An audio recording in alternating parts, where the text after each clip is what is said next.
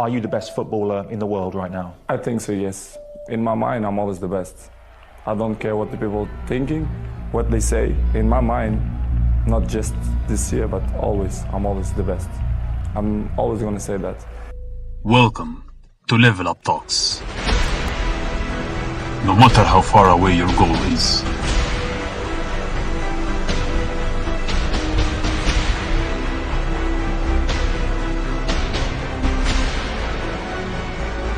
disappointment and frustration are binding you, there is always hope.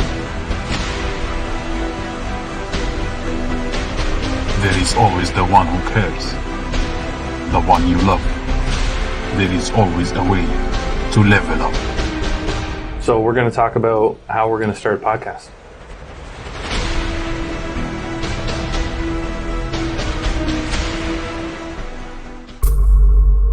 It's great that, so that's really one way when you're reflecting, you can, rather than going back and like mulling it over and over. If anyone's stuck, the reason why I ask the reason why I ask all these questions is kind of some of the things you said. Some people are going to say, "Yeah, right, not a chance." Like, it sounds great, but that's not real for me. Whatever that barrier, they need a bridge.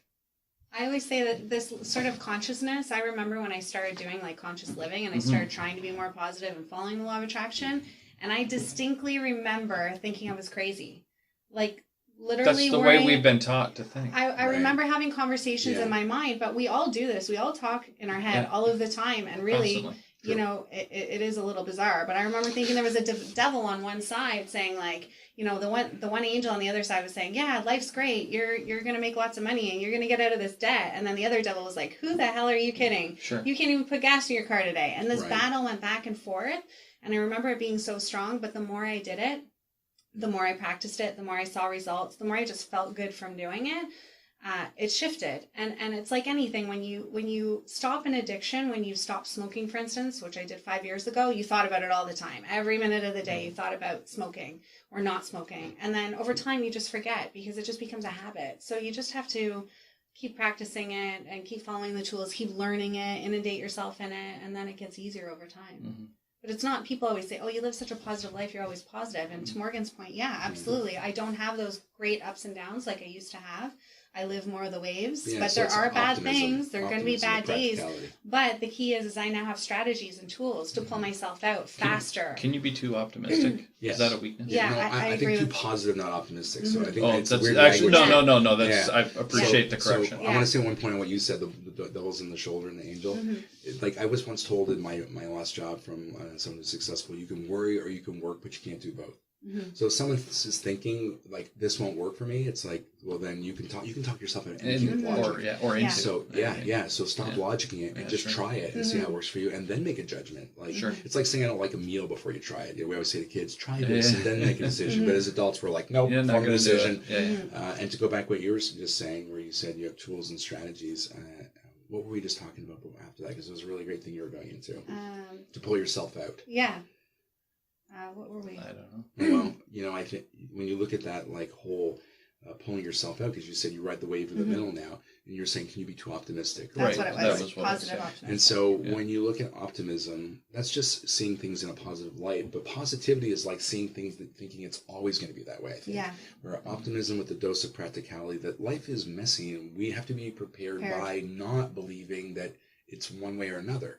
Like, I think most of the answers to the things we deal with are that we arguing extremes, rather than seeing that maybe emotionally, anyways, that there's like this middle line where we can say, because we say everything's gray, then why don't we live in the gray, right? But it's really not about gray areas and not making a choice. It's seeing that in your life, what could be one way or another, and knowing that you could be resilient enough or flexible enough to experience both situations. When we're looking at how we perceive that, though, like what we did at the beginning, it's going to come down again to what works for us. But in life and other things, like the good or the bad, that's not a middle thing either. I think it is, because instead of listening to this one or this one, I just go. Like, I just listen to me and be like, what's my truth? What's my experience? But that's a training. Yeah, I think for most people, but is it though? Like, I have seen people. It's a consciousness. Yes. Okay. Because you can, you're right. Tony Robbins says as well, change happens in a second. Yeah. In a second. But it takes a lot of time to get to that change. It doesn't necessarily. It doesn't have to, but it does for most. It does for most. I mean, that's what Tony will say. This is an interesting argument I've had with people before, because this has gotten. I've had this conversation. It almost feels like you're starting to argue the Trinity or something. This is Groundhog Day. Well, some people say it takes a long time. Why? Well, it doesn't have to. Correct. It can literally happen most people, today. Right now. Most people it does, though. That's what I'm saying. But why? Real life. But why? Because that's the way that people need to mature into limiting beliefs. That's why. No. Sure. Sure. People maturity, believe limiting it takes beliefs. a long time to get somewhere, then it will. But the truth is that when you did make a change, it was within a second. And if you had that information earlier, that moment of clarity, so what prevented you? So if I said, because we talked about this in business, if I say, oh, I'm not going to make much money this year, I'll probably won't make any money till year 5, well, then I've just created my ramp. Yeah. But if I say, because I know you believe in abundance thinking, so if you believe that you can, make it today, what's preventing you from making it today? Right? Like I said to my friend, I'm like, I'm working on this. He's like, what if you had to do it today? What would you do? And he actually helped me shift my priorities on what I was working on. I was like, that's a great point. I was working on these things, believing this is the ramp of business plan versus if we started today, what needed to be accomplished to make it happen and work backwards. And I'm like, that shifted everything. Thank you. Right? And so that's a moment of clarity. It didn't take months. I think ego gets in the way. I think we believe we have to suffer. We go back into the past and try to diagnose and do an autopsy report on what we experienced. That takes forever. And why? Because you're making assumptions about how other people treated you, who you are, why you deserve it. It's all the wrong framework rather than, okay, what do I want to change now? Do it. Right. Just do it. I know it's going to sound like an commercial, but it really is. They appreciate it. And You're welcome. That transformation happens a lot quicker. Like we say happiness is a choice. We don't say happiness will take you months of, training. Hard work. No, it's just a choice. But then why is this hard to choose? What gets in the way? Limiting beliefs, like you said. Sure. So I watched a really great video the other day. I wish I could remember who it was. The speaker wasn't somebody really common. Actually, no, I lie. It's Vishen. That was the one. He was holding an event, and he was interviewing this billionaire. He's the 7th richest person in I don't know where. Wow. Anyways, really great story. He went to Starbucks and he met his friend there, and he was really excited to tell his friend about this new podcast idea that he had. He thought it was really great, really brilliant. And as he approaches his friend, he sits down, he says, oh, what are you working on? And he says, oh, I'm working on how to create a business where I can make $100 million in 1 year. And so from that moment on, he never told him about the podcast because he just realized in that moment it was very small level thinking. And as he shared this story, his friend actually didn't know that this was what had happened. And he remembered the day and he said, oh my God, when I was working on this, I was journaling and scripting. That's what it was. It was a video on scripting. And he was scripting, and he said, at that moment, I had no clue in the world how I was going to make $100 million in a year. But it just goes to show, and he did do it, by the way. He all of a sudden came up with this idea, a car company, iCar, is what he created, and he did make $100 million in a year. But when he started with that thought, he thought, oh God, this is ridiculous. It's so grotesquely large of a goal. But he decided to start with that big goal instead of starting with the end in mind, and then work towards it. It just goes to show that we don't set big enough goals sometimes. That's true. I always say dream big because it takes more energy to dream. It takes no more energy to dream big than to dream small. Yeah. And by the way, though, but just like today, big dreams attract big people, right? People that are doing it will support you because they want it. We always want to see people around us. So thank you so much for having me in today. That was great. I could go on for another 7 hours. We can. We should ship for more. We should do this more often. Yeah, it was a great dynamic. I thought so too. Yeah, lots of learning. Amazing. People are going to really. No, I appreciated the coming together on a single topic that. I thought we were very divided. Like different ends of the spectrum. Well, we are divided, though. The truth is we are divided. I'm not saying it's bad, but I think that we're a lot closer now, Morgan, than we were. Yeah. And that all started from being open enough to have a conversation. And that's something that's really important to me. Mm-hmm. Yeah, me too. Me too. Let's have more conversations. Yeah. Well, the reason we're not divided. We're just like... We said at the beginning, here's how I see it, and like we talked about the elephant. These people around this table aren't, but there's lots of people out there that are, and I think that the big lesson that I would love people to take away from this conversation, even though it wasn't too hot of a topic, that we all had our own beliefs. We were open enough to have a conversation, listen to each other. Not be angry at each other. Not be angry at each other. And possibly I think we got closer to saying, I think I agree with you. Yeah. Right. Like, you know what I mean? Like, where we couldn't have said that when we started. Yeah, agree. I think that's awesome. Yeah, me too. Cool. Yeah. Thanks, guys. So Thanks for watching, listening. See ya. Bye, everyone. Hope you enjoyed it. No, but that's what I loved about that whole thing. Yeah, so. Are you going to turn it off, or are we doing Yeah, no, I am good. Let's do another 50 minutes. We might come up with another thing you can do is like... This is what happened the last 2 times. I could, but we'll be in here forever. Brad and I kept it on. It's not a good idea. Did you turn it off? No, I didn't. It's not a good idea. Oh, you left it on? Yeah, just Brad and I did this twice, actually, where we kept going and had an after talk. But you know what the nice thing about the after talk, honestly? Yeah. It's more honest. Yeah, it's way more relaxed. Yeah, it is. I want to get to a point I've been where on enough now that I don't think about it. Yeah, but but very showy, right? Like that's what it feels, and maybe not the right word, no, but I know what you're saying. It does feel more staged. But right now, I'm like, which is the way I want it to feel, anyways. But I think that's the maturity and learning. This is your second or third one? Your third one? No, well, six or Oh, geez, I missed like too many of them. Yeah. Well, we haven't gotten some of them out. Some of them aren't out, and we've got pieces of them out. Yeah. Yeah. And then we did episode 0 and 0.5, and so I've done I've never had my own. I just started my own podcast, but I've done one for the college, and I've been on TV with TV The Town. So you start to like. But I remember my first time on radio with Wade Chen. I was like, it's just 2 minutes. And I felt like it was an hour, and I was sweating on the phone. I was like, wow, that was scarier than I thought. Live listeners, and then after that, I was on radio 7 times. You start to get like. Yeah, whatever. It's just fun.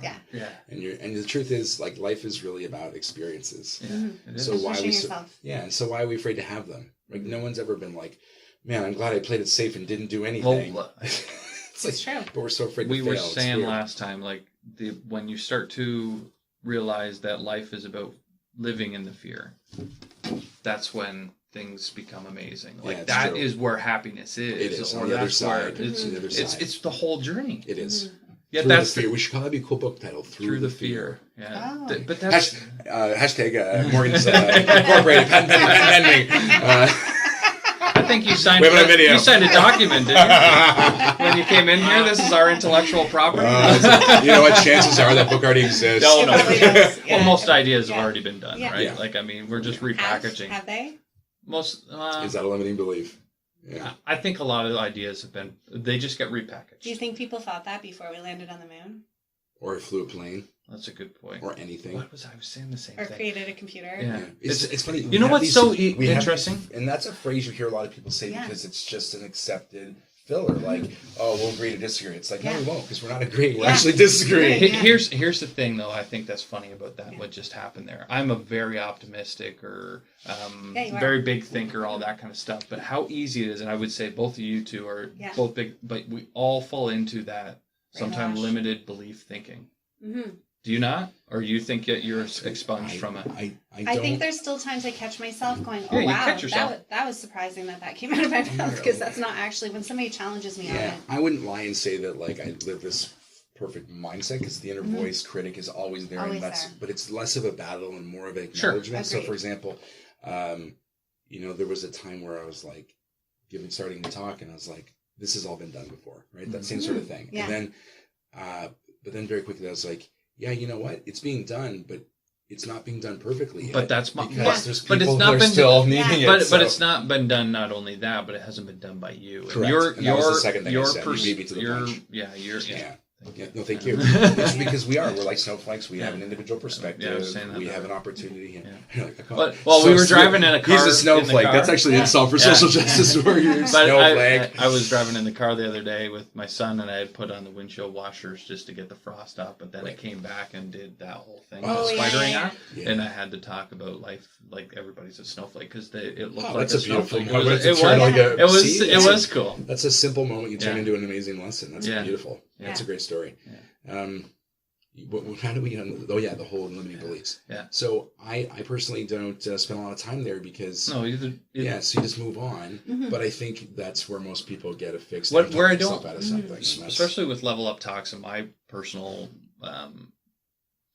agenda is to sometimes, like, big thinkers it's hard for some people to connect and bridge there. Mm-hmm. And I think it's really important to help the big thinkers need to reach down rather than just say this is the way it is. Yes. Like, it's like, go parallel park over there.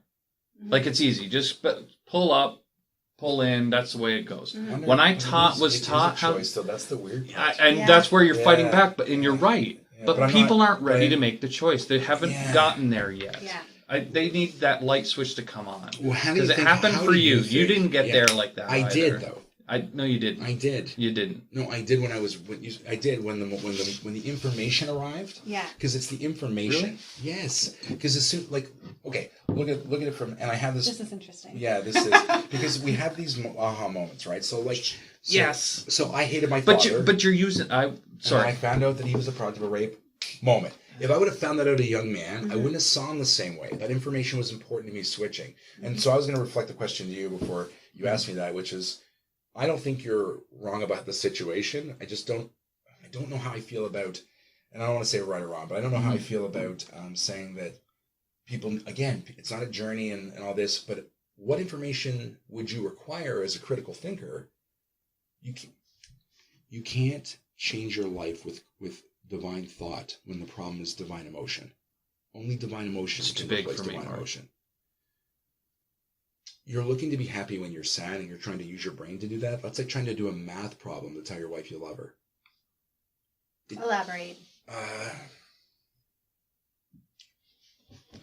Great question. Okay, so your brain, let's say you're made of two components. You're made of the component that's made of meat, which is our brain, which is run off chemicals and has a part of your brain that's designed for you to think and see everything as a problem because you're trying to survive. There's also a part of you that you recognize that exists that's inside of you that isn't part of that experience. It's part of, some people call it the spirit, your essence, soul, label it what you want, but there's a part that is you. Like Brad is not what your name is. Brad is the name of the meat body you have. You might be, your spirit could be something else. Okay. So the point is that there's these two things that are in conflict. There's the spiritual side, which is why my business walks on the side of psychology, both defrauding it and agreeing with it, and spirituality, both defrauding it and agreeing with it. We're going to pick from those spots as we marry the two together, body and mind, into a perfect unity, because they often conflict with each other. Your body's saying, this is my experience, and I'm afraid of things, and I don't want to die, and I need food and sex, and want validation, and I want money, and then that can become a whole thing. And then your spirit's like, I want balance, I want peace, I want tranquility, I want eternity. Okay, I'm liking this. Okay, so then when you bring these two things together, they don't want to dance. Like if you think about it, your spirit's eternal and your body's not. So your body wants to be like, this is my time. And so you can be a conflict at the times with those things together. If you can find a way to balance that, and so you can't use your meat brain in its journey to convince your spirit how to fix itself. Your spirit needs to fix itself through spiritual thought, for lack of better words. Divine thought fixes thought. Divine body. Now, what I do often, and how I marry both, is I talk people, like I talk the meat brain down off the ledge to get out of the way, so that the spirit can take over. So that's what I guess what I'm saying too, is that a lot of people are in the meat brain. Right? Oh, so sure. I'm talking about bridging. Yeah, we're zombies. I'm talking about bridging. You are. Right. Yeah. I'm just talking. And that's the answer I'm giving you. I think it's a great question. Some people bridge quicker. Yeah. Yeah, because some people like you. Everybody has the ability to be right there. We can, with divine thought, and that's why people need help. That's why I created a company to talk the meat brain out of the way. But I believe with the right information, you can disarm the zombie part of us, and then what's left over is our true self. So some people take longer, yes, because they don't have the right tools. Well, if I taught someone to parallel park, they could parallel park very quickly if you were the right teacher, if you were good at it. Right, but that's the important part. When we talking about emotional intelligence and all those types of things. Yes. I think that you need to teach them in broken down steps, just like you would teach them with parallel parking. It's not just pull in there. It's not like that. I understand what you're saying, but the problem is that's very logical. And what I'm doing right now, I'm open to hear this. No, I know. This is good. Yeah, this will help. Good. But my thought process right now is, if I talk the meat brain out of the way and say, great, we get that you have your needs. We get that you need to be validated. We get that you want the ego part of us, right? Which is in all of us. It's part of our brain. It's part of our meat brains. It's not all bad either. Yeah. No, it's designed for safety and for all things that makes us human, the meat human. If I could talk the meat human off the ledge and say, okay, just chill for a bit, because we have this other part of you over here that we need to talk to without you opening your mouth. It's like your kid. Mom, just shut up for a sec, kid, because I know you got needs, because I got to do an adult thing right now. And then that spirit now has a chance to reflect on itself, and then heals itself. But does your because I spirit don't fix not people; reflect? they fix themselves. Yeah, that's where I'm like, I But the connect spirit them reflects. so Yeah. much. I connect them so much for myself. Yeah, me too. You connect your spirit in your body. The spirit, I feel, the spirit is still guided by the mind because we're conscious beings, and as long as we have a mind that thinks thoughts, you can't separate the two. Okay, let me ask you this. So you're saying the only reason you love your son is because you have a chemical reaction in your brain to love him, and you don't spiritually love him if your body was to die? Wow. You don't love him beyond? Okay. I don't know the answer to that. I actually do. don't. Do you have kids? Well, you have a belief. Yeah. You have a belief. No, I don't. I don't identify with Christianity. That's not what I said. Something. Okay. Yeah. That's Yeah. nothing to What do you mean, the belief of the body and the mind? That's a belief. Yeah, but you're right. I wouldn't say it's That's a belief. It can. And we're not talking. When I say religion, I also don't. I'm not saying. Things, but I don't I'm want to say talking about a bunch of the spirit so much. But there's I'm very not not disagreeing science that about there's- spirit. None, yeah. I'm not disagreeing that That's the what I'm spirit But I'm using that does language. detach from the body at death. I do agree with that, and I do believe. Well, the you can spirit feel is it. living. Have you ever been in a room when someone's passed away? Absolutely. Okay, perfect. Yeah, So we absolutely. agree that there's something unmeasurable that's For sure. that's there. The point is, like, I can't say I love you 6 and I love you 8 out of 10. What would that mean? There's no logical mind, because the mind's logical, not emotional, right? I mean, why is the mind not emotional? Because you experience emotion through you think about love, or you just love. When you saw your kid, did you think, I think I'm going to love this? I don't know. I've never thought about this, so I find it really fascinating. I think when I saw my son, I thought that, like, love was thought, and like most emotions are we think, so we feel, right? Or we find reasons to, like, we see something and we find an excuse. You talked about a moment, actually, of transforming a feeling. Yes. I mean, maybe moms experience, I think they do definitely when your child's born, but I didn't have a bond with my daughter until she was born, and when that happened, it was instant. Thank you. You didn't think about it, and that's my point. That's when I knew dies, that. we Was don't your think point. about the pain; That's it just right. occurs. Yeah. So I think that thought can amplify those things for sure. But I think that there's something innate inside of us that makes us, like, and as humans, look at us now. We want to connect. We love. We want to people. understand. And most too. people are dicks, and we still want to love people. Let's be honest. Most people are. They can be, or hurt, but we still want to love, right? Like, let me rephrase it. Have you been hurt by someone before? Yes. Have you been hurt by someone before? Absolutely. Do you think that everyone's going to hurt you, or you just still want to love people? No. Yeah. And when you see someone that hurts you, do you still love them? Yeah. I'm thinking of a specific situation that we did in a vision and vibe training that I did in Toronto, where you had to stand and look at somebody for, I think it was about 10 seconds. Yes. And you have to look at them, and then you have to study's tell. been replicated. Yeah. Yes, finish. Sorry. Yeah. So you stand facing them, and you look at them for 10 seconds. After answering questions first, right? Did you have to ask questions? Oh no, you're first? right. You're yeah, right. Okay. So yeah, that's the study. I had to say a little bit about myself. Yeah, and vice versa. And then they had to make a judgment on me. And it was really cool because you look at somebody and it's almost like you saw inside their soul. Yes. And you're like, in that moment, I really felt a connection with them that I couldn't put into That's words. why, actually, yeah. And that's faith. But that's faith. That's part of faith. Yeah. So But it is I would agree with you that it might be what did you say, an opinion, or I forget what I said. There was a feeling of vibration there that was not connected to words that I just felt. And that's not your brain necessarily. It was remarkable that I could stand there and go, wow, you're so, you seem like a really great mom and and I made all these so quick judgments, but it was based on a feeling, not on what they told me. Cool. And that was maybe one of the first, not the first times, but it was a definite time where I felt more like I was feeling in my body as we opposed don't to do that thinking stuff with my enough, brain. though, right? True connection. True language connection. is limiting. Like, I don't want anyone, if we watch this part, I don't want anyone to say, like, well, isn't you don't understand. There's brain chemicals when you feel something. Yes, like things are replicated in our body, no doubt. Because why would that happen? There's a marriage. People will take some. But I'm trying to figure out if I just look at a dog, for instance, as I'm walking down, and I feel love for that dog. I'm attracted to that dog and resonate a love. Is that because of the filters that I have from past dogs that is reminding me of my old dog, or a dog that I saw in a movie? Like, can that emotion actually be detached from your thoughts and your brains? But like, look at babies who have no previous experience; they still react to puppies, dog. And it's hard because they have filters from the second they're born, so they could have watched. They can't see really. I think but they could hear. Yeah, and they're translating fuzziness. things. Yeah. I know it's so hard to really. And that's why there's no facts on this. I just, but if I wanted the language, because language is limiting. So when we say spirit, it makes it sound ethereal, and I don't want to get too far. Beliefs. It went comes to religious. religious. That's not what I mean by it at all. So I feel like, I do, but not Christianity or Muslim. I didn't mean that. Like, I feel there is a spirit. I just don't know if you can really detach it from the brain. Well, there's been evidence that shows that when people, and it depends how you perceive it, but when people go through either traumas, they have more wisdom, which is interesting. Yeah. Like wisdom that should be beyond their experience, which is why some people like me who have had things, when people are like, my wife will say, where did you come up with that? It's like, right? And we can call it whatever we want. Yeah. Some people say, I'm connecting to the source or divine wisdom. The yogis might say that. Yeah. And then a lot of things, and then you look at some people who are in dementia or have Alzheimer's or some dementia, and I've heard stories from friends, and I've heard this many times, where they'll come in the room and they're talking to someone, and they'll say, I'm talking to someone.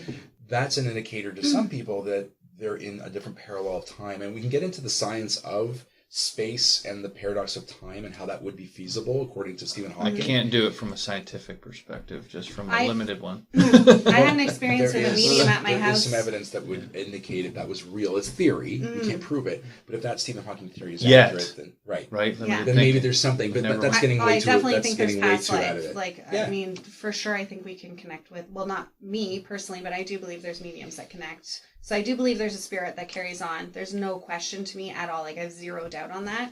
I've actually witnessed it myself. Yeah, and because that's a good point. Energy can't be destroyed. We know that scientifically. Are you not energy? So what part of you can feel somebody's essence, right? Correct. Like when they're dead, you feel that something's absent. So there's more evidence to prove that these are the two things we're talking about, however we want to word them. So once they dance together, because they're dancing together in my body, that's a better language. I might say my energy from now on versus essence. Or essence I've used before, but I'll stay away from spirit because of the connotation of religion, which isn't bad.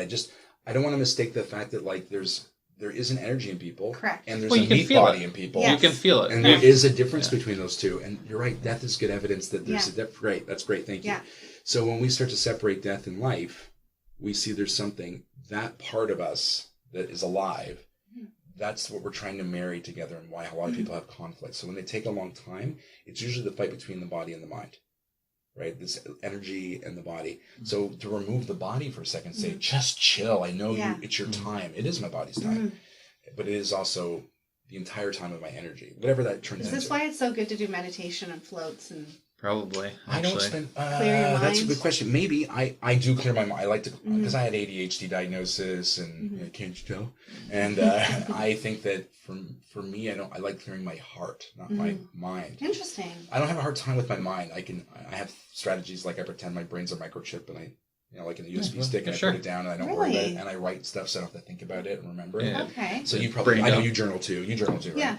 And so brain dumps are easy for me. So I just, I love discovering great ideas. Like 3 months later, like, wow, that's genius, and then we're picking it up. But it's my emotions that I want to always, I want to dump that. I want to get rid of all attachment. But that's a great thing. Belief systems. That a lot of us do the mind clearing, but to clear your heart. Yeah. I've never. I don't know if I do a heart clearing. Do I do a heart clearing? This is really bizarre. I don't know. We've never talked about this because we're just getting to know each other. Do you have any past pain, things that you struggle but you repress versus like really being at peace with them? No, not anymore. Not since NLP. Awesome. Okay. And how about, because you know what, that's the value of like, that's a very, well, that's, you know what, some of the exercises in NLP are actually heart clearings. They would be, so like, that would make sense. Have you done NLP? Thank you. Ding, yeah. Well, here's the deal. Like, I don't tell anybody everything I know, but I'm a fiend for reading. And so I don't have any certificates in it, but you don't need certificates in everything unless you want to make it part of your process. I won't, and that's one thing when we talked about it, I don't want to adhere to one process because I don't believe the truth is in one thing. I believe the truth so far is like, I'm a psych grad and you'll hear me trash it, but then use like Adler as, because why? I'm like, this works. This works. This piece works. No, it's true. And so this particular NLP though is not like that. It's not confined to these are the techniques. No, I know that, and I teased Andrew about it, but I believe what he's doing. It's a transformation course more than anything. How to think differently and how to get. Yeah, Andrew tells me about it every day because I want to know what he learned. Tell me. And so I've read a lot on it. I've used it in magic for years. It's like, so you get like get the applied training sometimes of like doing it in fun. And we were talking about it this week actually, and like in sales techniques that people use, but the using it for good, and how the whole concept of getting rid of certain thoughts, or how to be, it's really teaching you to be more self-aware of your emotions, because emotional intelligence isn't like IQ. You're born with a propensity to learn, but you're not born with a propensity to understand your emotions, and that's through social modeling, and no one's teaching that. Like, our parents are usually teaching us something, but not just their problems too. We're modeling. It's like a dump. So we're modeling the issues, and so how to break free, break the chain. And then so when I was going through suicide, and I decided before I killed myself, I was going to start looking for a solution on my way, because I wasn't in a hurry. I wasn't like one of these guys that's like emotionally going to kill himself. I just thought, I don't need to be here anymore. Like, this is my time. Like, I can do more good not being here, which is a limiting belief and a problem that people think that they can do better dead, right? But I was like, I'm going to find a solution, and we could do another talk just on that process, on what I went through, but I started reading, like, looking for a solution, because I wasn't getting help from anybody else. And some friends that were like helping me clear some of the limiting beliefs, but more helping me realize I wasn't broken. But I started reading a lot of books on happiness. Like, what happened was I was on a call, actually, with a Skype call with a buddy of mine, John, who's a psychotherapist and a magician. And he called me, and I was like, we just do magic. And and because he's a psychotherapist, I don't want to bring up the subject, because he's doing like a lot of testing that I don't agree with, because there's always limiting, like when people say there's evidence, it's like, do you know how the study was compiled? Because I'll cite things I believe in, that I know the research, but just recently they said women don't make as much as men. That study was actually taking an average of all jobs. That's not fair. Look at the same, like, anyways, when they did the real math, women make 8% more than us. Yeah, exactly. So it's just about anyways. So John said, how you doing, John? Small talk. He's like, I just broke up with my girlfriend of 8 years. And I was like, congratulations, because usually that's a good thing. People decide to split, because we're living in hell for a while. And he said, yeah, it was mutual, but I just feel like I'm going through the stages of grief. I'm like, what stage are you at? And he said, anger. And I was like, oh, well, here's some thoughts on how to deal with that, so you don't have to be angry anymore. And within 3 minutes, he was like, holy shit, Morgan, I'm not angry anymore. I'm never going to be angry about it again. I'm like, great. What did I do? Like I said, that's an NLP technique. What did I do to help you? That's actually neuro-linguistic programming. It's taking words and helping people switch their mindset. Oh, well. So you fed him with something, a strategy. Yes. Just to think differently about it, right? To think differently. And so I was like, what did I do for you? And he said, I think you're going to help people radically accept their happiness, because that's what Yeah, well, you've shared this story with me. And so I did, and so that's when I started reading on happiness, and that was another part where there's lots of books on it. Trust me, there's like thousands. But when you read them, some of the better ones, and not some of the fluffy ones, but when you read them and you see what's the thread, there's a very clear thread of like how we choose and maintain. There's lots of different thoughts on it, and again, you have to really put them to the test. We were talking before we came in. Some people hear something, and this is what's wrong with the generation. They hear something and they make that their thing because it works for them. But can you think past that? Can you think past what you've learned? And you were like, well, the schools don't teach that. Exactly. The Industrial Revolution, like, here's what you do, just go replicate it, versus asking, this is good, could it be done better? And sometimes the answer is, not in my mindset. Like, I'm open to hear it. But, not in my mindset. Well, because that's just a good way that's a good way to put it. Yeah, because I'm never adhering to something so tightly I won't let it go, because that is bad too. So I grab it and I go, okay, this is working. If there's something better, I haven't tested it yet. So some people think, you're so stubborn. It's like, that's because I tested all the stuff you're talking about. Because we talked about the elephant in the room. It's like, the real question I have a hard time with is, what happens when you've seen the entire elephant and you're trying to tell people, you're looking at one spot of the elephant, here's what the whole elephant looks like so far. There might be a bigger elephant, there might be a better elephant, and I'm willing to hear that, but you might be on step 1 or 2 of 5, and I've already trialed that and run it through, and now I'm here thinking, okay, is there something better than this? And sometimes there is. And I get that there's different things for different people, but I believe the root of the problem is the same for all of us. Here's why. We all want to be equal but different. That's the weird part. We are the same though, but we're different. We don't. Yeah. We are not equal. I don't think we do want to be the same. Right? Especially with women, we can't do the same thing, and we don't. We want to be fair. So if we go to what we are the same on, we want to be secure. We want love. We want experiences. We want we want to fulfill our lives. We want to fulfill our lives. So that's the same. So that's when, and I just think we're so concerned about talking about what makes us different and that we have a different experience. That's like, nope. Because that's not controllable to help you. What's controllable is this line that exists that's all the same, that is the root often of the other stuff, right? Because here's the funny part. Some people say like they're motivated by money. No, they're not. They're motivated by security. They're motivated by experiences. They're motivated. So it's more than just, it's energy. So we're just using it as a metaphor. So when they can really go to the root of, okay, so why? Well, maybe, you've talked about like, you saw money this way and then that changed for you. And so I had that experience with money, and then I went and found it, and that was, and for me, I realized that knowing what you need, because a Harvard study just came out that said rich people aren't exchanging time for money anymore. They're exchanging money for time. They don't want to make money. They want free time. So that's why people are moving into smaller homes. That's why people, because they don't care about this anymore. They care about what, and I'm not saying that's not a good thing, but it's freedom. They just want freedom. They want freedom of stress. They want freedom of being forced, because we say we're free, but we're not. We're slaves to $1. So there's making more, but there's also spending less and finding what prosperity looks like. And that's when we were having that discussion about what's enough versus like the abundance. And so the abundance mindset seems healthy, but I was always concerned about the translation of the word abundance versus scarcity, because I'm not seeing abundance mindset advertised. I'm seeing abundance thinking, maybe. That's the closest thing. But the word abundance means more, greed. You don't need more if you have enough. I don't go to a buffet because I want one plate. I go to because I want more. That's gluttony. I get fat. I actually go to buffet for the variety. Yeah, I was going to say me too. I'm just saying, but a lot of people, you can see by the people who go in there that they're not always. I go for both, okay? And I hope it's mainly meat. Don't leave me hanging.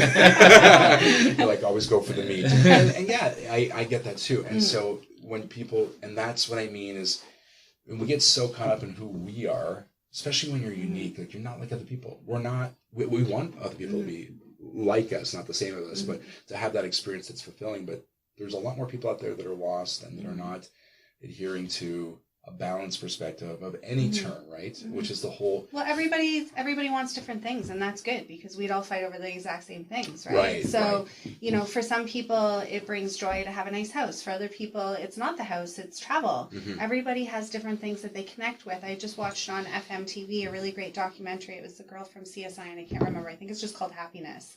And she goes to a place called Ananda.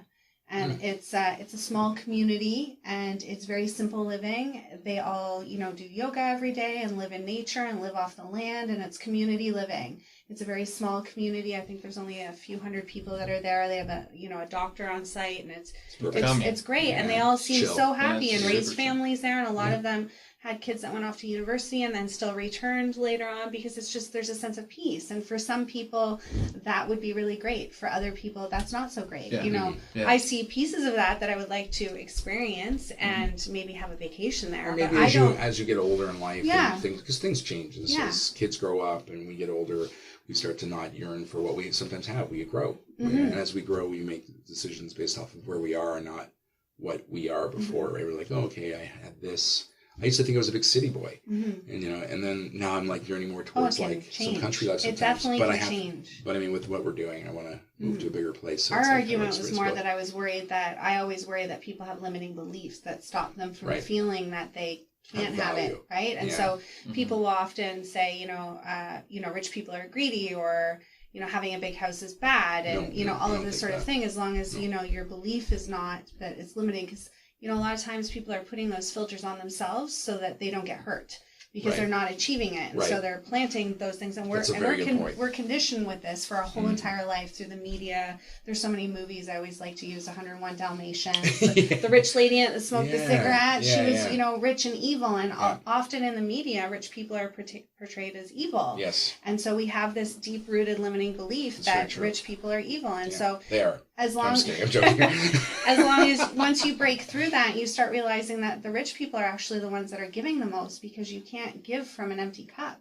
And as your cup is full and overflowing, you can give so much more. And so once you start shifting that mindset and getting there, you start. And I'm not saying that poor people don't give. I'm just saying that there's a lot of rich people. You need to be rich in lots of different areas to be able to Correct. give. So money. When we do TV, if you're not rich in emotion, you can't give emotion. That's if you're not rich in whatever physique, you can't give in that either. Right, you're Money, people you that can't are give. saying, rich people are greedy. That's a deep-rooted belief with, I would say, a good percentage of the population, myself included. Before I started getting wealthy, because some people become rich because they are greedy. I had to work because that is a proven thing. Yeah. Also, when I do TV to town, we see more people struggling. We can tell from what they give more than people who are doing well. They actually say, why can't they use newspaper or use? That's because of their experience and their background. That being but said, that's your filter. Wait, no, that's what I experienced, but it's a small experience, and Yeah. I don't disagree with you that I don't think that all rich people are greedy or that and I'm glad you brought that up because I agree with you exactly what you said there. When we talked about it, my thought process wasn't about saying that people that are rich or want money are greedy, that it's becoming a chase for more and more. So people are sacrificing what they really want for trying to keep up with what other people expect of them, keeping up with the Joneses, trying to be something for the world, having that more expensive car, that house. And so so I don't think it's bad to want it, but I think it's bad to sacrifice what really makes you happy to get it. And so if you can find a way to get, here's why. If you look at Gary Vaynerchuk, Eric Thomas, not Tony Robbins doesn't do it. You're hearing a lot of the words like grind, 110%, hustle, work 60 hours a week, work when you're young. I don't agree with that because you're missing an experience of their life in a balanced perspective where they could be, so you can still make money and not work 60 hours a week. So the limiting belief is you have to sacrifice all this time to have the money you want. I don't think that's true. And so this whole burnout situation that's leading to depression and anxiety and because they're not achieving it. So, and so I do agree with them. They say, some people say, I don't want it.